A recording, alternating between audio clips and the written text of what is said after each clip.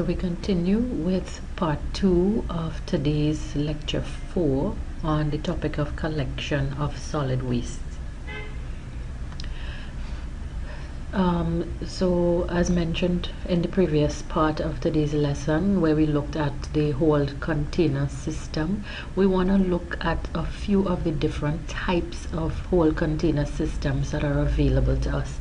We're going to look at each one of these in turn: the hoist truck system, the tilt frame container system, and the trash trailer system. So the hoist truck systems, in the past, the hoist trucks, they were widely used with containers of varying sizes. So this was very typical, and all sizes of trucks, or rather all sizes of containers on the trucks would be used. Following that, the next came the large capacity containers that would be mechanically loaded onto the collection vehicles. So in the past, what we're saying is, for the same hoist truck system, the trucks would be they would be loaded manually, and then eventually it was upgraded to mechanical loading onto the vehicles. This is applicable in limited cases. For example, collection of waste by a collector with a small operation from only a few pickup points at which considerable amount of waste are generated. So we're talking about small operations. So these hoist trucks, in other words, were not really used typically for large volumes of waste, right? And not only significant volumes of waste, but also for many or numerous pickup points. So hence the reason I've bolded these words for you: few pickup points where the waste, fairly large amounts of waste, would be picked up. So in other words, what we're saying is this would not really be typical of say municipal collection systems.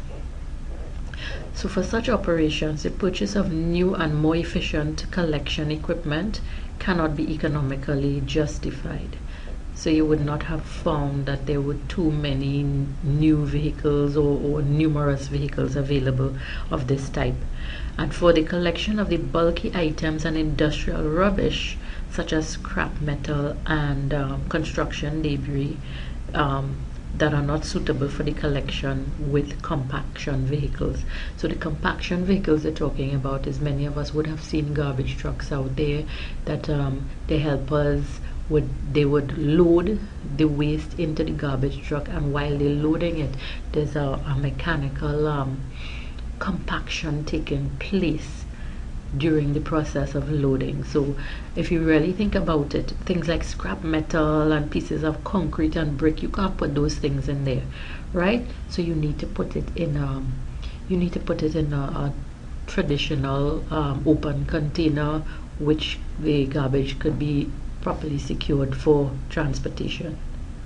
So this is an example. This may not be your typical hoist truck for the purpose of waste collection, but the principles are there. So what we see here is, we see the tray or the collection container, and we see the fittings underneath, which would be automated to lift the container, and usually you would see the waste being emptied out the back of the truck. So this is an example of a hoist truck. Then we have what we call the tilt frame container systems. These are sometimes called drop or debris boxes, and they are ideally suited for the collection of all types of solid waste and rubbish. So that's all types, from locations where you have high generation rates that warrant the use of large containers. So again, all types of solid waste, high generation rates, you need large containers. For example, you find these would be particularly useful where you have warehouses and construction sites where you have some of that bulky waste in large quantities. So the large containers, together with stationary compactors, they are common at apartment complexes, commercial services such as your mall or transfer stations. We talk about transfer stations in a later lesson.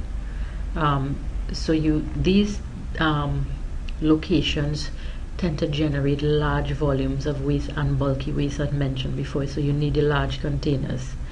And because large volumes can be hauled, the use of the tilt frame hauled container system has become widespread, especially amongst private collectors servicing commercial accounts. Right, so this is typically used where you have large bulky waste being produced. So what does this look like? So this is an example of your tilt frame truck. So similarly, you have the fittings that would cause this is a frame, this is a tilt frame. So normally what happens is you find that the container would be attached to the frame, right? So this one is different in the sense that the container is removable.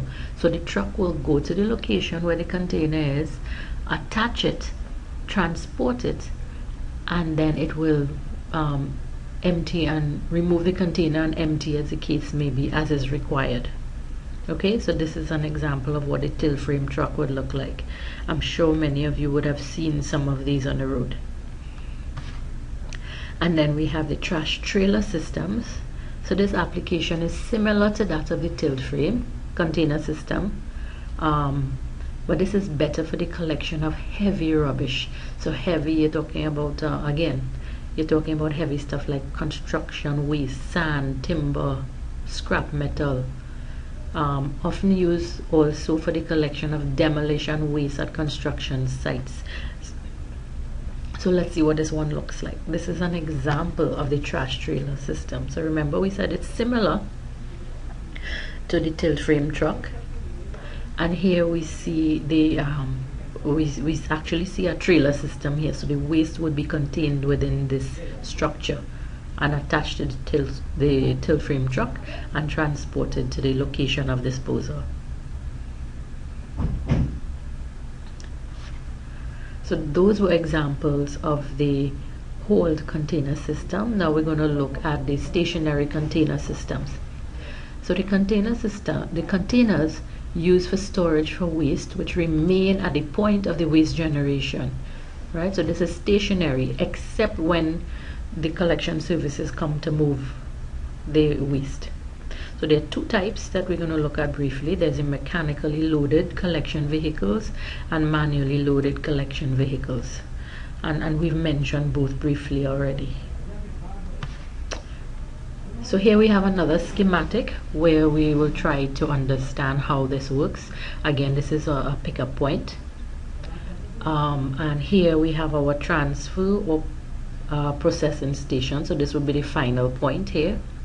So this is also typical of what you would find in residential areas. So again, the black represents a full container, the hollow represents an empty container. So the truck will come, collect the full container, empty it into the truck, and leaves the container behind at the same location. Then he moves to the next location, which may be another house stop, for example, collects the waste from the full container, returns it, moves to the next location, and keeps doing that until the truck load is full, and then he will go to the final disposal site, be it the materials recovery facility or the landfill site, etc. So this is an example of how the stationary container system works. So continuing, systems with mechanically loaded collection vehicles. This is what we're going to look at now. So we have container size and utilizations. They are not critical if the vehicles are equipped with compaction mechanisms. So again, you don't have to worry too much about volume if you have compaction facilities on the garbage truck.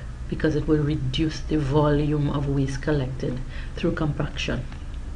So then trips to the materials recovery facility, the transfer station, or the final disposal site, such as your landfill, are made after the contents of a number of containers have been collected and compacted, and the collection vehicle is full. For example, the garbage truck will have an assigned route. When he does his pickup at several points, when the truck is full, then he will go to the final disposal site. So what we're saying is, when we have collection systems where we have compaction mechanisms, it actually reduces the number of trips, which is basically what you're doing is creating efficiency in terms of the transportation, collection and transportation of the waste. It's also used for the collection of residential waste, as mentioned before, substituting one large container for a number of smaller containers. So with the collection of residential waste, you find that you're dealing with a number of smaller containers, usually. So the stationary container systems are located where high volumes of rubbish are produced. So this is difficult to service because of the space requirements for large numbers of containers. Okay, so the collection of the again, the stationary container systems, they are used for the collection of residential waste, substituting one large container for a number of smaller containers. And this is it's usually difficult where you have high volumes of waste produced. Okay, so think of it in terms of residential waste, where you have high volumes of waste produced. This system is a little bit inconvenient because you have to depend on the scheduled pickup, and remember, the waste is, for example, being left on the curbside at scheduled times, etc. Now we're looking at the manual loaded collection systems. The major application is the collection of residential waste and litter. So we're all familiar with this one. Mostly this one we are familiar with, the manual collection system. So the manual loading can compete effectively with mechanical loading in residential areas because the quantity picked up at each location is fairly small and the loading time is short. So that's where you would see the truck come by with one or two guys hanging onto the back of the truck. They would make their stops very quickly. They would, once the garbage has been put out neatly in bags, bins, etc., they can easily pick that up and load them into the truck. So the manual methods are used for residential collection because many individual pickup points are inaccessible to mechanized self-loading collection vehicles. What that means is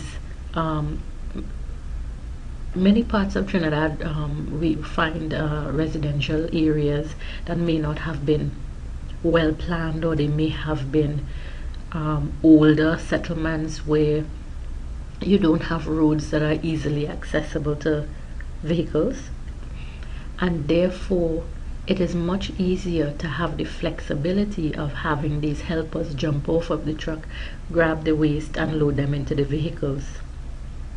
Because if you have to have a mechanized vehicle where the containers have to be attached and loaded into vehicles, space could often be a problem. So we come to the end of today's lesson, and I would like to ask you now, please proceed to today's activity. Thank you.